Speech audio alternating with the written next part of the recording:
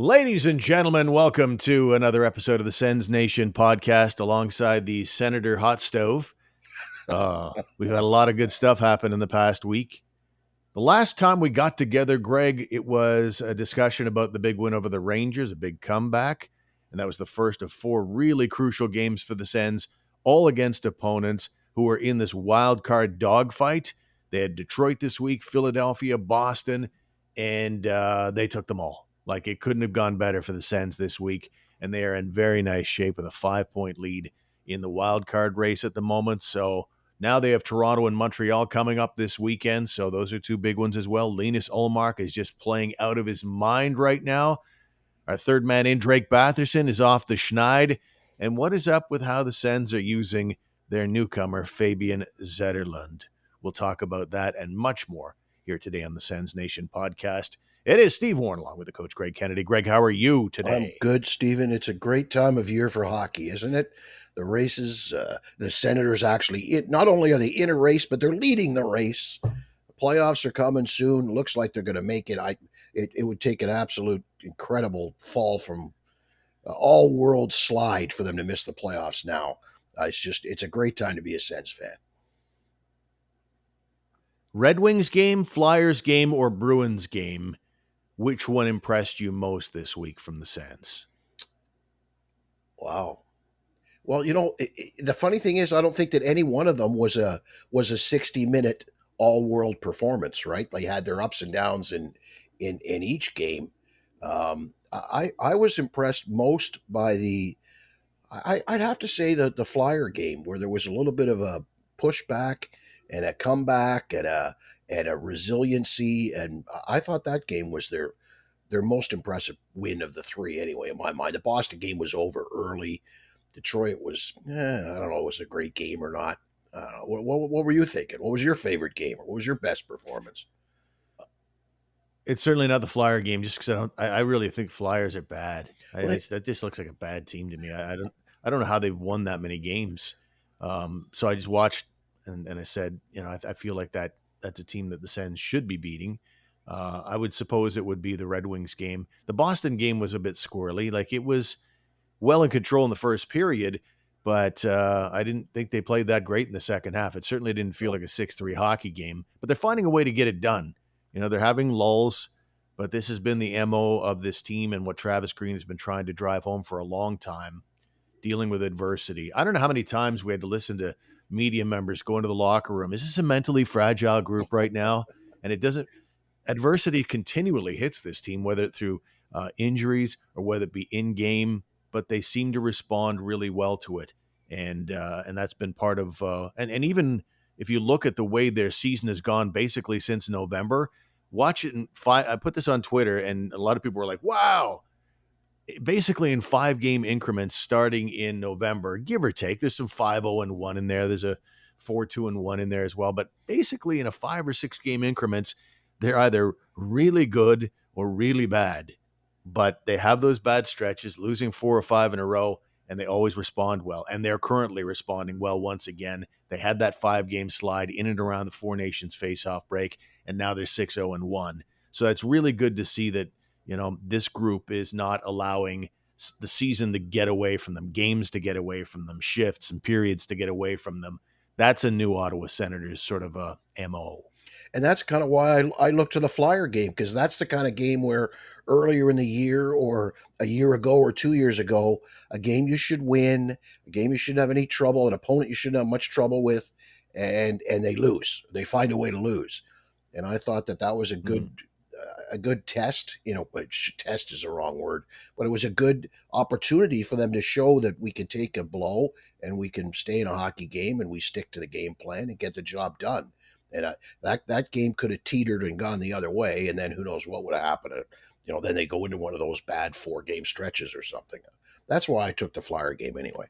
But the Bruin game, that you mentioned, the Bruin game of the great first period, I thought it was almost like they came out for the second period like, oh my God, we don't know how to play here. What do we do now? We're not used to having this kind of a lead. What's going on? We need a 1-goal game.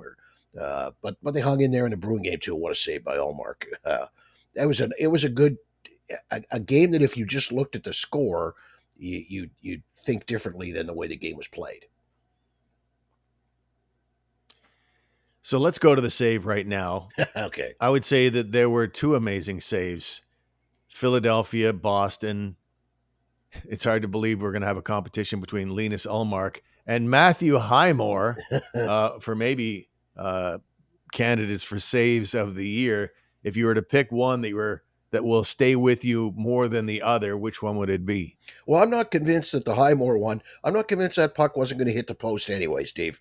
So I'm going with Allmark. I thought that was amazing. How far, when you see the one view of him, how far over to his right he is before he dives all the way over to his left. Like, wow, he covered a lot of net. Now, it helps that he's as big as he is. And he admitted he just tried to get in front of it and throws his glove out there. And it was like, hey, look what I found in his glove. But to get across there and make that save, that's a highlight. That's a save of the year candidate in the NHL for sure. I can't decide. They're both so excellent. I do think it was going to go in the net when Highmore stopped that one. Now, it was his mistake that led to the big odd man rush the other way that set up that opportunity at the side of the net by Couturier. So there's that. So I felt good for him that he was able to cover up for his mistake. It was excellent, and so was the Ullmark save. Bigger picture, though, I mean, that a 48 save performance against the Red Wings. Some of the saves he made, he wasn't nearly as busy, like half the number of saves, something like 22 saves, I think, against Boston, but a lot of quality opportunities just like that one. Ullmark is back. He's healthy. And he's been, he's gotten to this stage before where he was wowing us in this very hot and cold season that the club has had. I just think about if this guy can stay healthy, sky's the limit for the Ottawa Senators. It just is something he hasn't been able to do. Mm-hmm. Yeah, you see him steal a game, like you could say he stole the Detroit game. Um, can you see him stealing a series, Steve? Could you actually see the Ottawa Senators win a series from goaltending? Wouldn't that be amazing? That's what they say, right? In the playoffs, a lot of times you get goalied. The Red Wings got goalied by the Sens, and the way he's playing right now, he stays healthy. Like, look out. And I'd like to think they're gonna, now that they've got a little bit of a cushion, maybe he doesn't have to play every game down the stretch. I think at one point it was probably, you're our guy, we got to win a lot of games and bank some points. So okay, they bank some points. Can he take another day off here and there, another rest day? They brought Marilainen up to sit on the bench and gave him the whole day off in Philly. Maybe they could do that down the stretch if he needs it, if he requires that type of a mental de-stressor period, then give it to him. Make sure he's ready to go for game one of the playoffs. Yeah, it speaks to the kind of season it's been. You don't want the guy getting fatigued and overworked because he's been so injury prone this year. You're not going to see that with many number ones around the league where they get a night off and you're so concerned about making sure they get the rest they need that you bring up, like you just said, Levi Marilainen from Belleville. I thought that was really unique circumstances. You just don't see it very often where they go to all that trouble to bring up an AHL goalie to wear the ball cap. It might also be something, I don't know, is Anton Forsberg and maybe a little insulted by that as well? You don't think I'm going to get through this game against the Flyers? Or it could be an injury. I get that. But, in all likelihood, 4 times out of 5, Ullmark would be wearing the ball cap and get through the game just fine. But I don't know what. Generally speaking, did you find that interesting at least? I don't know, for lack of a better word. For sure. Like at first I thought, oh God, here we go again. What did he do now? And I'm thinking back to the last game, trying to figure, okay, what save did he make? Was he grimacing? Did something not look right? I thought maybe there was something wrong with him. Is there another flu going through this dressing room again? What's the reasoning? And then it all made sense. They explained it. They said, no, we gave him the day off, but then he flew to Philly. Like, he didn't stay at home. He flew to Philly. That might be him insisting, I'm part of this team. I want to be on this trip. I'm going. But you can't say that I've seen that very often. You've seen players get rested. It's more of an NBA thing where guys get rested. But I don't know that I've seen it with a goaltender like that, where you just take the night off completely and just sit up there and eat the popcorn and watch the game. We got Marilainen here to sit on the bench. Interesting. And like I said, if that's what's required to make sure he's ready for game one, because he better be the only guy that plays in the playoffs or they're really in trouble. Then whatever you got to do to make sure he's ready for game one. If you got to do that again, then keep doing it for the rest of the season. I don't care. So for one night, they were willing to carry 3 goalies, which when we talked about this in and around the trade deadline, if Forsberg were to go out, and we also talked about it when Levi Marilina got sent down to Belleville at the start of February, why not carry 3 goalies for a while? For one night, they did. And my initial thought was, and I don't think Forsberg's been bad in his recent outings. I just feel like Levi Marilina gives you a better chance to win hockey games. Was there a little party that was thinking, okay, Marilinen's here anyway, let's give him the start? Well, that didn't enter my mind, but that's interesting. I guess we carve up, and I especially carve up Forsberg a lot. But I think it makes a difference with how the team plays in front of him. Generally speaking, when the team plays well, he has a good night. It's when he gives up those bad ones early. I think that if you get through the first 5 to 10 minutes with him and you're playing well, then yeah, you're okay to play him. It didn't even enter my mind to start Marilyn in that game, but I bet you thought of it because I know you love Levi Marilyn and you love some Great Dane. Oh no, Great Dane, he's not the Great Dane. You love the Finnish Flash there playing goal for the Sens. Sometime you probably wanted to see him play. I bet. Teemu Selanne on line 3. He's a little concerned that you're calling this kid the Finnish Flash. No, I think I just basically look at the stats, and the guy's only here for 12 games, but in a number of those games he stole. There aren't that many nights where I say, "Oh, Forsberg, man, without Forsberg, they didn't win that game." Yeah. And if the kid falters and stops, playing like an immortal, then you've still got Forsberg with the organization. My point is the trio, which they were willing to do at least for a night, gives them options. So that would have been probably something I would have tried. But the one thing that I can't overlook is that it would not go over very well in the dressing room. Right. Because Forsberg's been a part of this team for 3 seasons, and it probably would be frowned upon for him to be the kind of overlooked at this stage of the game. But to me, they're all big boys, and they understand. They said goodbye to Josh Norris, and they survived that. If Forsberg were asked to take a seat in the press box and see how this Marilinen effect, if that continues, we knew Ullmark wasn't going to play. Who gives you the best chance to win after that? And once you answer that question, onward and upward. And I thought, honestly, yeah, I probably would have gone with Marilinen since he was here anyway. Now, back to Ullmark. And I guess you want Ullmark to keep rolling, obviously, because this has been crazy good in these last couple of games. So a couple of things he talked about after the Boston victory. He went into quite a bit of detail about the save, that lunging save that he made on Mason Lohrei. But he also first talked about, and we tried to articulate it a moment ago, about what happened in the Bruins game. They got a 4-1 lead in the first. Second half of the game wasn't nearly as dominant. Looked like the Bruins for a while might bang the door open again. But this is the explanation that Linus Ullmark had about the performance. Lots of ups and downs. Yes, came out hot. Played a really, really solid, really good first period, and I dominated them completely and showed on the scoreboard as well. Then it's hard. I mean, we haven't been put in this position a lot throughout the season, so it's a new sort of feeling for us as well, going into the second and have that lead. And it is hard sometimes because it's so small things that matters in the end. You let go maybe 5% or anything like that in the game. Doesn't matter if it's a forecheck or dumps or puck protection, whatever it is. And the team's going to capitalize on that one. And we know they have elite skills up near the top 3 there, and that's what happened there in the second. Became a little bit too, how should I say it, too tight, a little bit, I would say. The camera zoomed in on you on a save that you made off Mason Lohrei in the second period, the glove save where you dove across. You just big smile on your face behind the mask. Just walk us through that play and the feeling afterwards.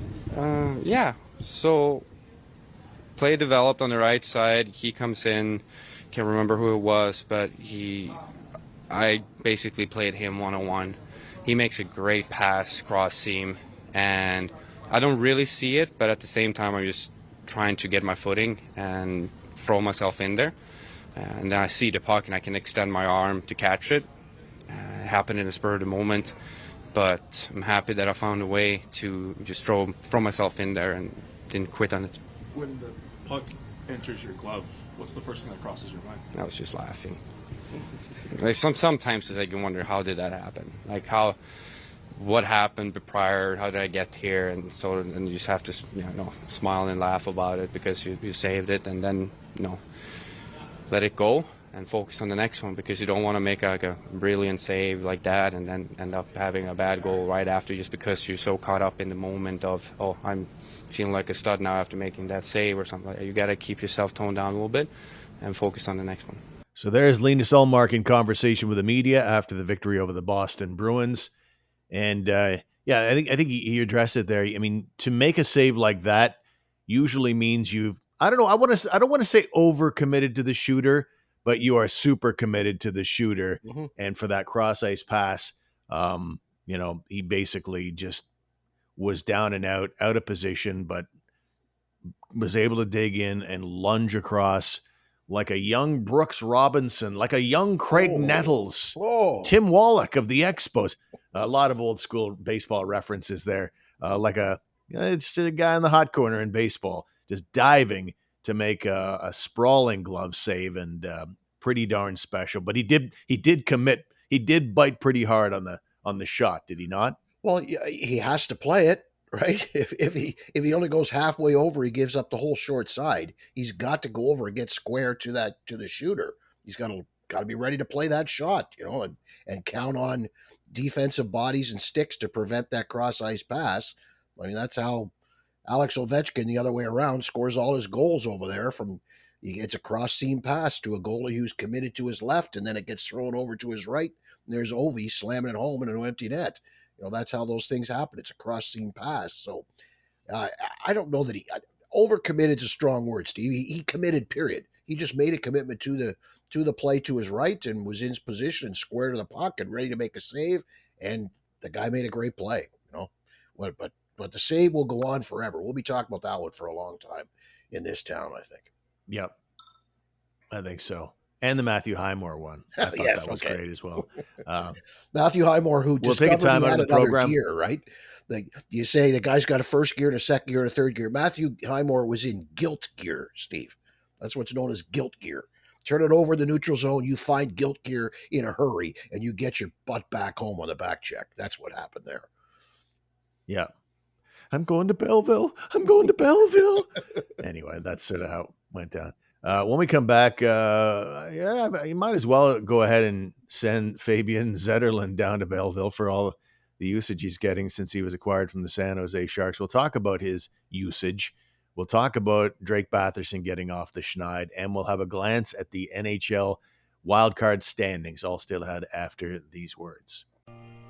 With Celebrite, enjoy effortless, customizable lighting for any event, holiday, or special moment. Our energy-efficient LEDs blend seamlessly into your home and are easily controlled through our app on your smartphone.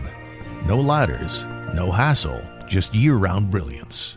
Celebrite.ca. Welcome back to the program. Our third man in, Drake Batherson, who's just about due for another appearance on the program. He is the all-time leader in Sens Nation appearances as far as Ottawa Senators go, and he got off the schneid in that victory over the Boston Bruins. He ends up with 2 goals and an assist. He had not scored a goal in 10 games, and gave some credit to his mom for getting off that aforementioned schneid. Yeah, really nice. Obviously, whenever you score and contribute to help the team win, it feels great. So that was a fun night. I liked how our line played. We put it behind them and just worked to get it back, and obviously capitalize on a few chances.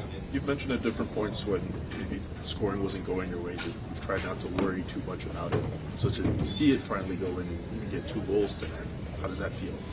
Yeah, no, like I said, it's always nice to score, and when you're in a slump, you just got to put your head down and get back to work, and it was a lot better that we were winning recently for sure. So No, like I said, just fun to contribute to a win, and it was a big game for us tonight. What did you think of the Linus Ullmark save? It was unreal. I had front seat to it, so it was a pretty amazing stop, and he was smiling ear to ear when he got up with the puck in his glove. What do you think of your team's overall play here tonight, Drake? Pretty good for the most part. I mean, the last little bit of the second there, they kind of got some momentum. Ullmark made those great saves there, and a little bit in the third. But no, we were able to just close it out, obviously, and get a win. But going forward, just try to keep it steady throughout the full 60. Sens winger Drake Batherson in conversation with the media after a win over the Boston Bruins on Thursday night. And one of the things about that game was I think he was the hits leader on the night with 5. And we won't be the first to say this, but a lot of people have observed this. When he's getting he's never going to be a thundering guys or, a big grinder out there. But when he gets involved physically, it seems like the offense comes along with that, like he's more into the game somehow. I think most players are probably the same way, Steve. Once you're physically involved, your adrenaline gets flowing. You find a little more speed, a little more jump in your step, and you're just more fired up and more in the game. And I think that's probably the same thing for most players in the game. If he could play that way more often, just consistently play that way, he is a bigger body, right? Like you forget that. He's how tall is he, Steve? I'm pretty sure he's at least 6'1", if not. Is he even 6'2"? He's a big guy. I believe he's 6'3". 6'3". Well, there you go. You'd love to see him play more physically. Get like he does get in on a forecheck, as he mentioned there. Get pucks behind them and then go retrieve it, go get it back. And when he plays that game, because let's face it, his normal game, or not normal, but the thing that you think of Drake is you see Drake being a puck carrier and a dangler, and he in small spaces making plays and making passes. But when he's on the other side of the game, when he brings that other element, a little more Brady to his game, it's a totally different game. It's a totally different look that you can thrust upon an opposition that way. Oh, hey, this is a different Drake Batherson tonight. It makes the line look different. It makes whoever's on the ice play differently. I'd love to see him bring that consistently more often. You mentioned Brady Tkachuk. The Sens did not practice on Friday, and they're getting ready for a game in Toronto against the Leafs on Saturday night. In the final, just under 7 minutes to go in the third period, he finished up his final shift of the game. And Travis Green was asked about it after the game, said he had a little issue. What did he say? Something about the hip. What was the reference he used? Yeah, but it was like an issue. He didn't say issue. He said a little thing with his hip or something like that. But he expects he's going to be fine. That's I don't know. We'll see. We'll see what Saturday holds. Right. I didn't see an announcement today about where he's at right now. But I mean, anytime Brady Tkachuk leaves a game early, it's still in question too. It was a 2-goal game at that stage of the game. First of all, Travis Green not always upfront with his injury reports. And that's putting it kindly. And at the same time, Tkachuk is a guy that loves to play. He's a warrior, and he doesn't like to leave games early. So something to monitor anyway. I'm not going to say I'm worried about it, but it's something to monitor. For sure. Re-aggravated, is that what he said? A little aggravated, a little twinge, felt a twinge in his hip. Is it the same hip that banged into the goalpost in the Canada game at the Four Nations? Is it the other hip? Whatever it is, let's hope he's ready to go. And I'm sure if it's something, unless it's like his legs falling off, I'm sure he's going to play Saturday night in Toronto. Might have been tweak. Yeah, it might have been tweaked his hip again. Yeah. I want to ask you about Fabian Zetterlund. Ugh. Fabian Zetterlund was acquired a week ago today at the NHL trade deadline by Steve Staios and the Ottawa Senators from the San Jose Sharks. He was their leading goal scorer last year with 24 goals, and I believe he was second, I believe this year. Right now he comes to town and stands as Ottawa's third leading goal scorer now with everything he's brought from San Jose. And when he was acquired, the Sens gave up 2 fourth-liners in Zach Ostapchuk. They gave up Noah Gregor, and they gave up a second-rounder. A fourth-rounder went to San Jose in the deal. But turning a second into into a fourth is no small thing. But you're thinking, okay, Zetterlund, there's a guy that's going to upgrade their top 9 scoring, maybe even top 6. Who knows? He's come here and he's played, and this, I know it sounds like I'm nitpicking because they are on a 5-game winning streak. They have, they've got, 13 out of a possible 14 points in their last 7. So it feels disingenuous for me to jump on a podcast and say, what are they doing? Because everything, W is what it's all about. But Zetterlund has been on the 4th line all 3 games. He's gotten like 10 minutes, 9 minutes, 9 minutes in his first 3 games in Ottawa. Do you have any issue with that? I do. You traded 2 fourth liners, and your guy you bring in, you're playing on the 4th line. The whole point was that you needed some depth scoring. At the very least, you wanted somebody in your 3rd line to bring more offense, and you're playing a guy in the 4th line. I don't get it. I really thought he was going to play in the 2nd line. I thought he'd slip right into David Perron's spot and play with Batherson. And Cousins. It makes no sense to me, Steve. Now, yes, they're winning, so I guess that's the old adage: never screw with a winning lineup. But you can't find a way to give this guy a little more time. He does get some second power play unit time, a little bit, but I'm just thinking the guy's an RFA at the end of the year. He can't just walk, so you're not going to lose him, but he can't be too happy. And if it continues this way, he certainly won't be happy come the offseason either. And I don't think you can afford that for a guy that you gave up. Like I said, you gave up 2 guys who are doing the job you got him doing. What was the point of that? Yeah, that's what it comes down to. I guess it feels to me like Travis Green is fully going with the I'm not going to mess with anything right now because we're winning every night. And so until that cools off, I'm not messing with a thing. I'm not touching anything. And it comes down to, like you just mentioned, there's the old Bull Durham thing, never, ever mess or F with a win streak. See, that's what Travis Green seems to be doing. But there's also the other adage of ice your best lineup. Put your chess pieces in the most powerful positions, and it doesn't feel like they're doing that right now. They're going more with the don't mess with a winning streak. It was something that the Leafs had to deal with last year in Game 7, in that Austin Matthews had been hurt through the series, and as the Leafs are coming back from a 3-1 deficit to force a Game 7, Austin Matthews is now healthy for Game 7. He had missed the 2 comeback games to make it 3-3 in the series, and the Leafs said, obviously they're going, we want to ice our best lineup. Austin Matthews is one of the best goal scorers alive. Of course we're going to put him in there, ice the best lineup. And I know that, spare me your emails, I understand Zetterlund is not Austin Matthews, but you see the point. I think the point is made.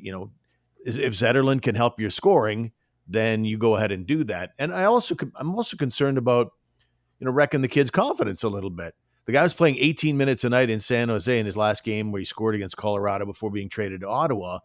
Now he arrives, you think of your 25-year-old self, Greg, still a little bit needy in the whole wanting to be part of the club and stuff. And this kid arrives in town socially and athletically. He wants to immediately streamline himself in. He wants guys to think he's a good hockey player, and he gets stuck on the 4th line for 3 straight games. I mean, I know he's, it's pro hockey. I get all that, and adversity hits everybody, but I don't know. I just really don't understand if you're going to bring him in to help your scoring. This is a very small sample size we're in right now. And if you're going to be leaning on him eventually to be part of your top 6 or top 9 and providing that secondary scoring, let's get on with it. That's how I feel. I agree with you. Like, even freaking Saprikin got to play in the top 6 when he got here in his day. Yeah. And yeah. I mean, we're spinning all around it saying the exact same things. If this guy really belongs there, play him there. I think maybe things change when you don't have last change in Toronto. Maybe you move him on to some other lines and try some different things because you got to shift things around a little bit. Maybe Saturday night things are different. But if he's still playing like that through the weekend, through Toronto and Montreal games, like, if I'm him, I'm not feeling too good about myself, and I'm not too happy with the organization. Yeah, I mean, as far as he's concerned, He's going like, what? I had more points last year than Dylan Cousins, and this year I have more points than Dylan Cousins. Yeah. And he didn't have to. Well, he didn't have to ease in. You just jammed him right there into Norris's position. Just shoehorned him in there, and he didn't have to be at practice or be eased in. So yeah, I don't know. They are winning though. I understand that. So that's the bottom line. W's are what it's all about. But at some point, you're going to need to turn to Zetterlund because he's a better scorer than a lot of the guys in the top 9 right now, or at least 2 or 3. Yep. So get on with it, I think. Okay, we'll close it out with this, just to look at the standings. And to do that, as the Senator Hot Stove here on our YouTube channel continues to burn over my left shoulder. Get the cheaters. And by the way, yeah, exactly. End of week podcasts are going to be on YouTube, and then the one in the early part of the week will be audio only. So weekly on YouTube, twice a week as far as the audio goes. I think I've killed enough time. As we get into the standings. Of course, the Senators are at 75 points right now, 10 games over 500. Man, they know how to turn it up. Like they know how to respond from losing slides. This is the third time they've rallied from a long losing slide. The first one was 10-2-1. The second one they rallied after another 5-game losing slide with another 10-2-1 record. And now who knows? Maybe they're going to do it again here. I don't know. But the Sens have 75 points. They are 5 points up on the Columbus Blue Jackets. Those two teams hold the top 2 spots, the top wildcard spots, or the only wildcard spots. And the Rangers are tied with Columbus, but on the outside looking in right now. And the Sens, is there a little part of you that's starting to look upward in the standings rather than always downward? For sure. You look up, and let's assume that Florida's going to win. If the Senators move into third place, they get Toronto. If they stay where they are, they get Florida. But if they drop one, they get Washington. And I think in a perfect world, the best matchup may be Washington, although I think you think the best matchup might be Toronto, but that might be your heart speaking that you want to see them play the Leafs. I just think that they might end up screwing themselves by finishing in the number 1 wild card spot and getting the number 1 team in the Atlantic, which could be scary. Maybe a little of my heart, but more for the entertainment and the excitement level of another Battle of Ontario. For starters, Ottawa is just so thirsty for the fun as everything warms up finally in the city of Ottawa, to have the playoff fever hit. And if you threw in the mix of the Battle of Ontario as well, that would be absolutely huge. And it's not just a heart thing. It's more of a just looking at the record. In the last 2 seasons, the Sens, I think, are 5-1 against the Leafs. So they're not that far apart in the standings, and it could get even closer as the Sens take on the Leafs on Saturday. I think, and I heard a bunch of guys, I think it was Nick Kyprios and Justin Bourne, their show. Yes. They were talking about it, and I don't know who their guest was, their third man in. He was saying, I am absolutely petrified by the notion of the Sens taking on the Leafs. So I mean, I don't think there's any pushover. There's no pushovers waiting for any wild card team in the history of the wild card. So that's not happening. But if I was to hand pick a team right now, honestly, I'm taking the blue team, baby.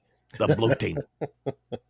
It'll be good to watch. Of any team. Well, you can bet that, you know what, Steve? If they don't meet in the first round, if Ottawa wins whoever they play in the first round, I don't think they're going to play in the second round, because I don't think the Leafs are getting out of the first round no matter who they play. It's a nice thing to say to end out the program. Send everybody away with a warm, happy thought. Another first round exit. What's better than that? So yeah, the Sens do have 2 key games coming up. They're all key, this just in, but they'll take on the Toronto Maple Leafs in Toronto on Saturday night. And then on Tuesday, they get the Montreal Canadiens in Montreal. Unlike Toronto, Montreal's kind of had the Sens number, so it'd be nice to kind of take care of that and reassert some level of competence against them, because the Habs, again, have done very well against them. And they're not dead and buried either. They're still hanging around in the standings. You see them, they're just a point back of both Columbus and the New York Rangers. So it would only take a small heater for them to reemerge in the mix as well. So 2 big games coming up once again. And with that, we shall take our leave. Don't forget that our website is sensnationhockey.com. And we also invite you to check out the hockey news at thn.com/Ottawa. And if you have any comments about the show, anything you'd like to hear us talk about, do send us a note. Email is sensnationhockey@outlook.com. Greg, enjoy your weekend. Have a fabulous Friday and enjoy the game on Saturday. We shall talk to you next time. For sure. Thank you, sir.